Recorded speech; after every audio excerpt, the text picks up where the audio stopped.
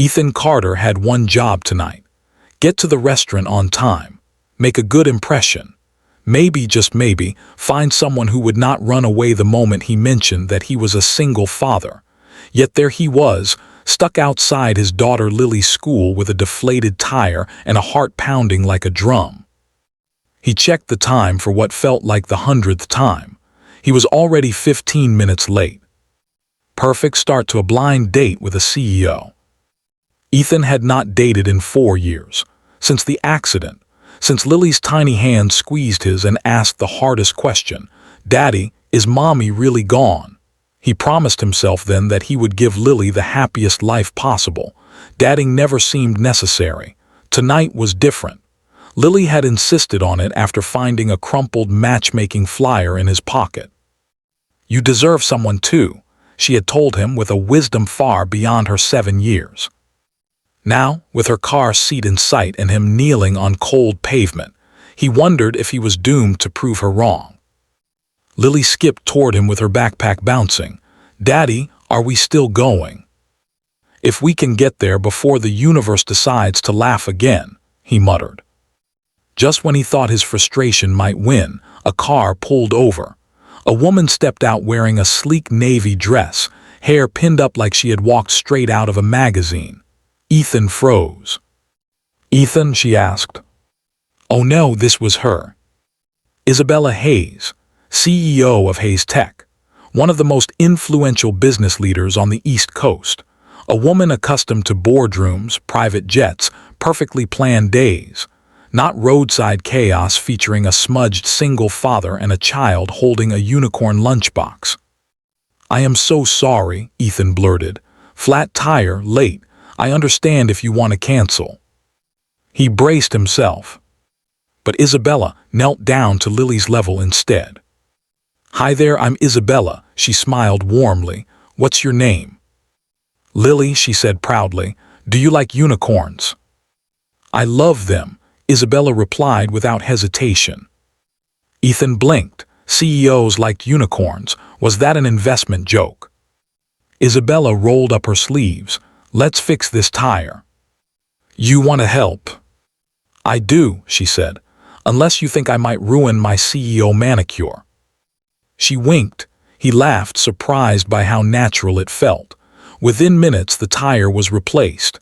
They drove to the restaurant, Lily happily humming behind them. Inside, as they waited for their meals, Lily looked between them like a tiny matchmaker evaluating her work. "So you run a tech company?" she asked Isabella. Ethan nearly spit out his water. "Lily, that is not." "It's all right," Isabella said. "Yes, I do, but I do not run it alone. I work with people who make me better every day." "That sounds like Daddy," Lily said softly. "He works very hard. He makes me pancakes shaped like hearts. Sometimes he gets really sad, though." Ethan's throat tightened. "Lil." She climbed off her chair and walked around the table to Isabella. Then she whispered something into the woman's ear. Isabella froze. Her eyes glistened. Her posture changed. She took a shaky breath before pulling Lily gently into a hug. Ethan's chest tightened. What did she say? Isabella looked at him, tears finally spilling. She said, "Please don't hurt my daddy. He pretends to be strong, but he cries when he thinks I am asleep." Silence fell between them, heavy, honest. Ethan felt exposed, vulnerable, terrified.